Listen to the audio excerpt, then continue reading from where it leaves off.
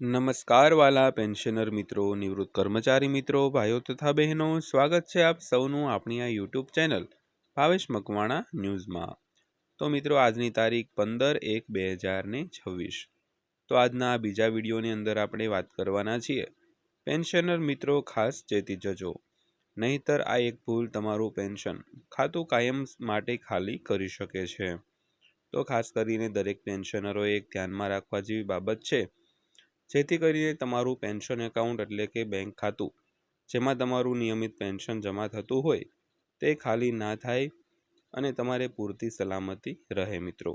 તો આ વિડીયો ખાસ અંત સુધી જોઈ લેજો અને હજી સુધી જો આપણી આ ચેનલ તમે સબસ્ક્રાઈબ ન કરી હોય તો ડેઈલી આવી જ માહિતીઓ માટે આપણી આ યુટ્યુબ ચેનલ પણ સબસ્ક્રાઈબ કરી લેજો।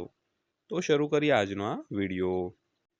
ત્યારબાદ વાત કરીએ તો 8મા પગાર પંચના અમલીકરણ અને કર્મચારીઓને મળનારા બાકી પગાર અંગે ચર્ચાઓ ચાલી રહી છે। તો અગાઉના પગાર માળખાના આધારે એન્ટ્રી લેવલથી લઈને સિનિયર કર્મચારીઓ સુધીના કર્મચારીઓ માટે બાકી રકમ લાખો રૂપિયામાં પહોંચી શકે છે। તેથી કર્મચારીઓ જાણવા માંગે છે કે દરેક સ્તરને કેટલું બાકી રકમ મળશે। તો ચાલો આજના સમાચારમાં આ એક નજર કરીએ મિત્રો। તો 7મા પગાર પંચનો કાર્યકાળ પૂરો થઈ ગયો છે અને હવે 8મા પગાર પંચ વિશે ચર્ચાઓ તેજ થઈ ગઈ છે।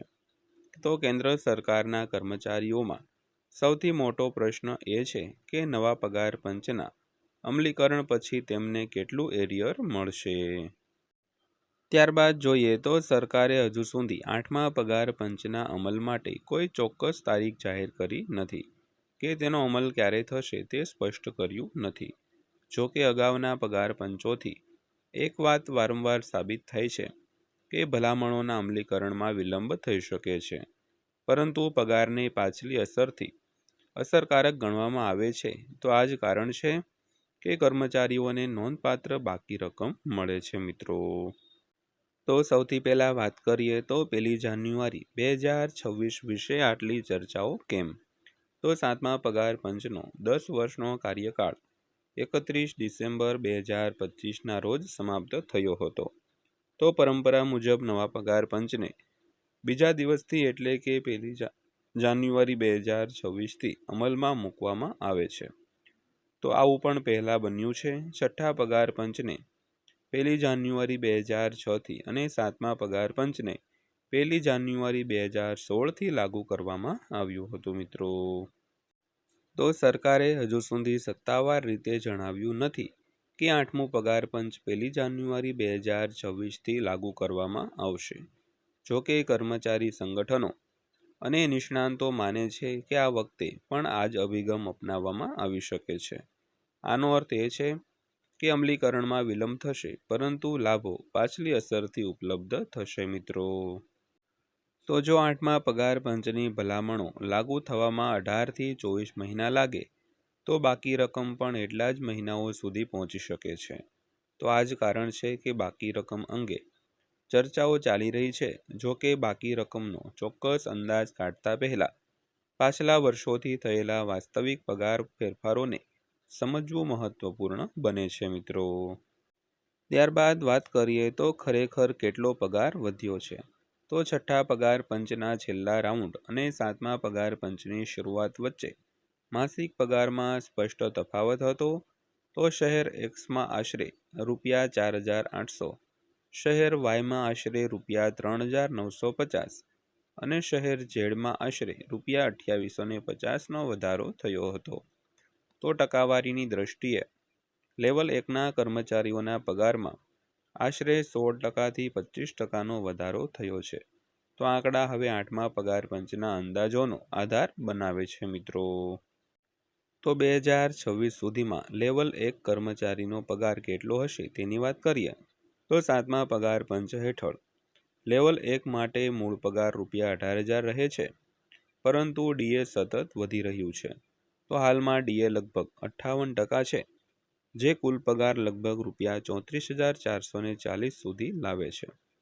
તો 8મા પગાર પંચ ને લાગુ થવામાં લગભગ 2 વર્ષ લાગવાની ધારણા હોવાથી ડીએમાં વધુ વધારો થવાની સંભાવના છે।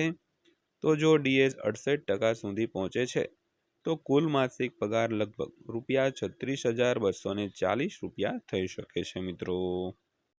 ત્યારબાદ વાત કરીએ તો શું 8મા પગાર પંચમાં પણ જૂની પેટર્ન લાગુ પડશે? તો અંદાજ ખાતર ધારી લઈએ કે પદ્ધતિ મોટે ભાગે 7મા પગાર પંચ જેવી જ હશે। આનો અર્થ એ છે કે ફિટમેન્ટ ફેક્ટર અપડેટ લગભગ 2.57 હશે અને કુલ પગારમાં આશરે 25% વધારો થશે। તો આવી સ્થિતિમાં અંદાજિત નવો પગાર દર મહિને ₹45,300ની આસપાસ હોઈ શકે છે। તો આનો અર્થ એ કે તમને તમારા વર્તમાન પગાર કરતાં દર મહિને આશરે ₹9,060 વધુ કમાઈ શકશો। ત્યારબાદ વાત કરીએ તો 24 મહિના માટે બાકી રકમ કેટલી હશે? તો જો નવો પગાર 24 મહિનાની પૂર્વવર્તી અસરથી લાગુ કરવામાં આવે તો કુલ બાકી રકમ આશરે ₹2,17,440 થશે। તો આનો અર્થ એ કે લેવલ 1 કેન્દ્ર સરકારના કર્મચારીઓને આશરે ₹2.17 લાખનું બાકી રકમ મળી શકે છે। આનો અર્થ એ કે ઉચ્ચ સ્તરે બાકી રકમ છે તે વધશે। આ અંદાજ કોઈ સત્તાવાર સરકારી નિર્ણય પર આધારિત નથી, પરંતુ નિષ્ણાંતોના અંદાજો પર આધારિત છે। તો ફિટમેન્ટ ફેક્ટર વધી અથવા ઘટી શકે તો કેટલાક ભથ્થા બદલાઈ શકે અથવા તો દૂર કરી શકાય અને સરકાર નવા પગાર સુધારણા ફોર્મ્યુલાનો અમલ પણ કરી શકે છે। તેથી વિવિધ અહેવાલોમાં જુદા જુદા અંદાજ છે તે જોવા મળે છે મિત્રો।